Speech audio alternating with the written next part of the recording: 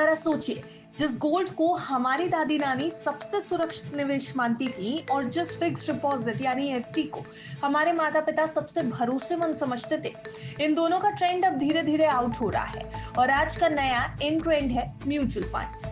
आज फायदे के फंड की इस रिपोर्ट में आप सबका बहुत स्वागत है। हम बात करेंगे भारतीय घरेलू बचत में आए उस बड़े बदलाव की जिसने पूरे निवेश के नक्शे को बदल कर रख दिया है। एफडी और सोना अब पहले जैसी चमक खो चुके हैं और उनकी जगह ले रहे हैं म्यूचुअल फंड्स। आरबीआई यानी भारतीय रिजर्व बैंक की रिपोर्ट के मुताबिक घरेलू सेक्टर की ग्रॉस फाइनेंशियल सेविंग्स में म्यूचुअल फंड्स की हिस्सेदारी 2011-12 में 0.9% थी, जो अब बढ़कर 2022-23 में 6% हो गई है। सोचिए जरा, 10 साल पहले जहां हर 100 रुपए की सेविंग्स यानी बचत में सिर्फ 1 रुपया म्यूचुअल फंड में जाता था, आज वही बढ़कर 6 रुपए से भी ज्यादा हो गया।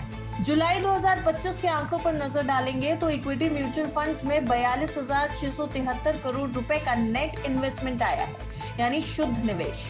ये जून की तुलना में 81% ज्यादा है।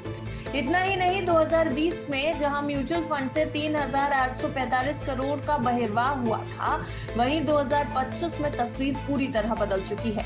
अब इक्विटी म्यूचुअल फंड्स का कुल AUM यानी एसेट अंडर मैनेजमेंट 7,65,000 करोड़ रुपए से बढ़कर 33,32,000 करोड़ रुपए पर पहुंच गया है, यानी 335% की जबरदस्त छलांग। लेकिन अब सवाल उठता है कि आखिर एफडी और सोना आउट ट्रेंड में क्यों चले गए हैं।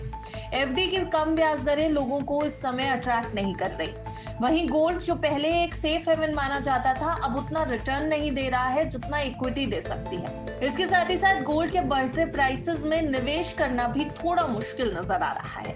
वहीं म्यूचुअल फंड्स ने लंबे समय में शानदार रिटर्न देकर निवेशकों का भरोसा जीत लिया है।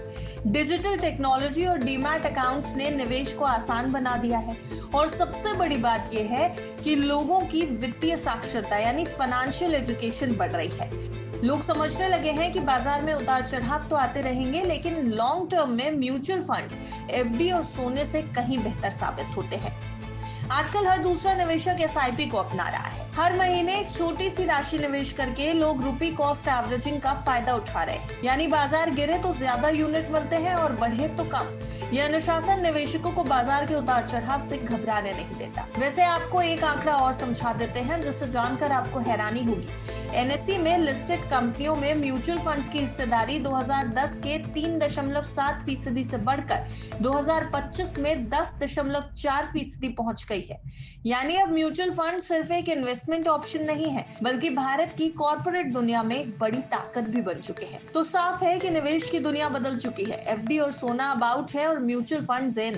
भारत के लोग अब केवल सेफ सेविंग्स नहीं बल्कि स्मार्ट वेल्थ क्रिएशन की तरफ बढ़ रहे हैं।